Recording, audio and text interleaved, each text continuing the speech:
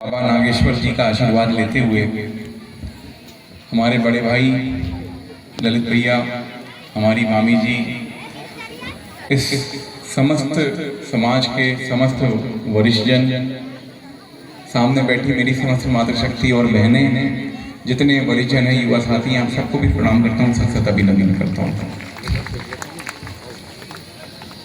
आज लगभग 31 वर्ष पूर्ण हुए कि नागपुर में 114 लोगों ने एक लक्ष्य की खातिर जो इकट्ठा हुए थे अपनी जान गंवाई। उस समय की कांग्रेस की सरकार बड़े रूप में उसके लिए जिम्मेदार रही और इस प्रकार का ध्येय जो रहा वो आने वाले समय में हमेशा हमारे मन में रहेगा, हमेशा उसका दुख रहेगा। लेकिन विषय ये आता है कि ऐसा क्यों हुआ और उस दिशा में अब क्या कदम उठाए जा रहे हैं। तो निश्चित तौर पे समाज उस दिन इकट्ठा था अपनी मांग को लेकर, और वो मांग उस समय से लगातार चली आ रही है। मध्य प्रदेश में भी हम लोग प्रयास कर रहे हैं। 1 वर्ष पूर्व हमने एक प्रतिनिधि मंडल को उस समय माननीय मुख्यमंत्री जी से भेंट कराई और बाद में फिर से उस चर्चा को आगे बढ़ाया है।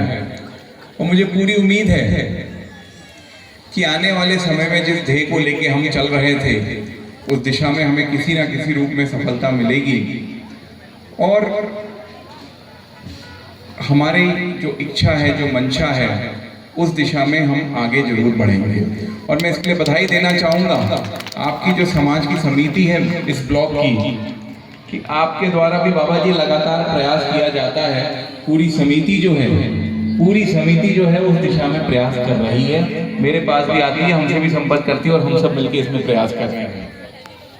अगर हमें जरूरत है किसी चीज की तो आशीर्वाद की, भगवान कृष्ण के आशीर्वाद की, बाबा जी के आशीर्वाद की, क्योंकि मुझे लगता है जो चीज रोक रही है वो कोई व्यक्ति नहीं, कोई प्रयास नहीं, शायद हमारी किस्मत ही हमको भी रोक रही है। नहीं तो अब तक तो हमें वो प्रयास हमारा सफल हो जाता और जिस उद्देश्य के साथ हम आगे बढ़ रहे हैं उसमें हम सफल हो जाते।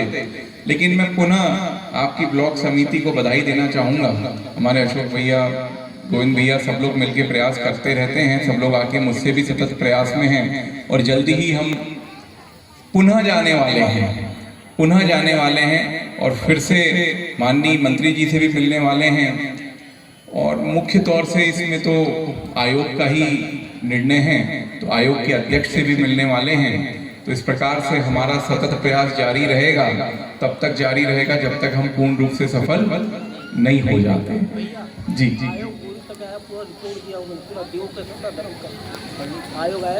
आए।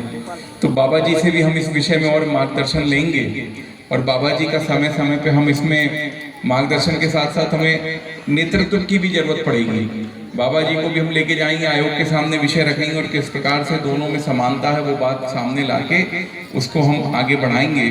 पुनः यही अपेक्षा के साथ कि जिस दिशा में हम लोग आगे बढ़े हैं उसमें हम जरूर सफल हों।